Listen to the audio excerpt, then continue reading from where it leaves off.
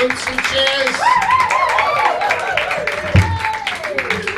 Keep going, Charlie.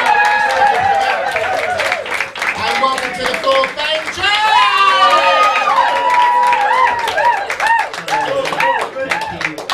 Thank you, everybody. Yes, my name is Ben J. Oh no. Moving on. Yeah, so I went for a nap by the side of the road earlier, and when I woke up, the guy had just finished painting over me.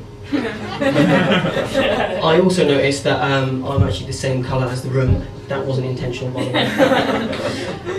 way. I went on a date last summer with a girl, before anyone comments on my heterosexual appearance and slightly camp middle class voice. I went on a date last summer in Brighton. Now I realise that's a bit of a contradiction with a girl in Brighton. There nonetheless, and we were having a meal, and we were just paying for the meal. And now I'm quite a friendly person. I'm quite a chatty person.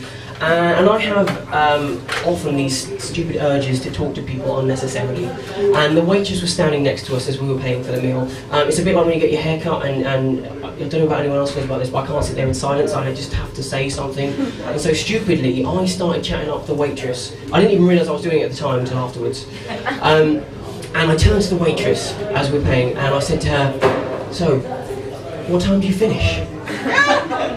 And now, I realised in the situation, I got some funny looks, obviously, from her and from my girlfriend. Realising the problem, the situation, the way she turned to me and said, "Well, I'm finishing late tonight, don't worry, have a good evening." So I probably could have got away with it if it wasn't for the fact that I then followed that up with, "And what time do you finish?" Yeah, probably she just got her drunk and had an early night. Speaking of early nights, has anyone ever noticed that no matter how little sleep you've had, no matter where you are, no matter how little sleep you've had, you will always find somebody else who has had less sleep than you've had? Have you ever noticed this before, ladies and gentlemen? You could go into work on a Monday morning, you're walking in, you walk over to your desk with your mocha choker, double latte, coffee, espresso, you sit down at the table, there's a strange smell coming from the corner, you look over to the corner, Dave is there, probably been there all weekend, with his scraggy beard, his glasses are hanging off his face. You turn to Dave and you say to Dave, "Dave, I had about 5 hours sleep last night. Oh, I feel like shit." Dave's sitting there, on hearing the news, he perks up a little bit all of a sudden. "Well then, I only had 4 hours sleep last night. And I managed to get to work on time." Smug for And then of course there's the other guy who waltzes in, usually quite late. He's a lot younger than you, probably better looking than you. And he comes in with his energy drink, doesn't need the coffees. He walks in, "Everyone, ladies and gentlemen, I had 2 hours sleep last night. And I feel fantastic." Prick. And then of course there are the sleep needers, the people who need sleep.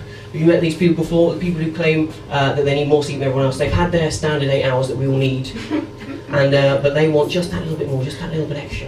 If you're sitting there right now thinking, "Ben, I have no idea what you're talking about," then it's probably you bastard.